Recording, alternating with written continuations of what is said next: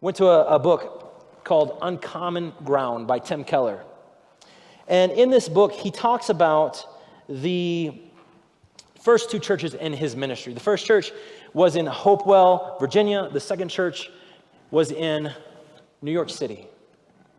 The contrast was just as great between the two people groups that we just read about.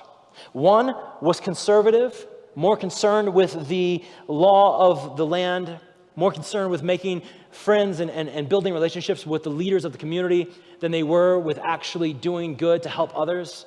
The other, they liked the idea of faith because it kind of gave them fulfillment. They liked the idea of social justice and what the Bible said against racism, but they did not like the fact that it called them out on their sexuality, their sexual immorality, if you would.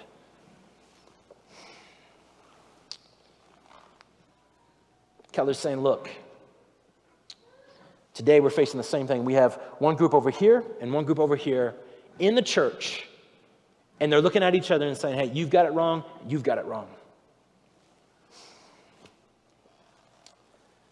Much like Keller and his church in New York City, who struggled with this idea of sexuality and how the gospel and how the word of God played a role in their lives as authority. The people of Israel struggled. They looked out, they saw Babylon, they saw the nations around them, and they wanted to be a part of that. They wanted to taste and see. Keller notes that the Christians in New York City felt strongly pulled by the cultural crosswinds. One crosswind pressed believers to assimilate and to adapt too much to individualism and relativism of the city. They went to church for inspiration, but still slept with the people that they were dating. Now, Keller goes on to say that if salt has exactly the same chemical composition as the meat, it cannot help the meat. And if Christians become just like everyone else in society, what purpose do they have? What purpose? But it's not enough to stop there. It's not enough, brothers and sisters. The fact is that there's the other side of this coin of people who come to church every week. They have a kind of this outward faith that you can see, but it doesn't impact their life anything outside of that experience on the morning of Sabbath or for those who go to church on Sunday. And beyond that, when it comes to helping others, I don't have time for that.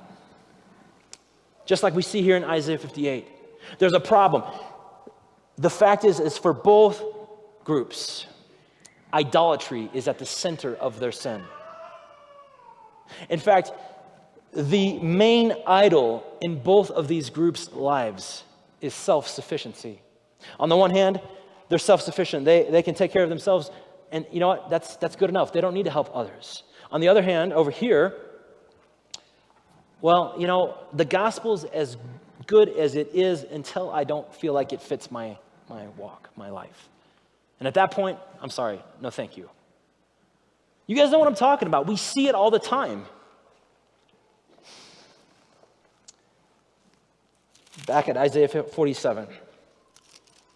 Reading this, and I'm asking God, what are you saying to me? What are you saying to me? And then I come to this verse. Verse 13. The New International Version says this: all the counsel you have received has only worn you out. Let your astrologers come forward, those stargazers who make predictions month by month. Let them save you from what is coming upon you. Now let's be clear. God is clearly speaking through Isaiah to Babylon, but his message is just as much for the people of Israel, because they had adopted the way of life that the Babylonians had adopted and lived. In fact, their lives were so similar that when they were taken captive later in the future, Daniel and his friends, that there was a great majority of them that actually assimilated quite well because their lives were not that much different. I ask the question, what is it saying to us today?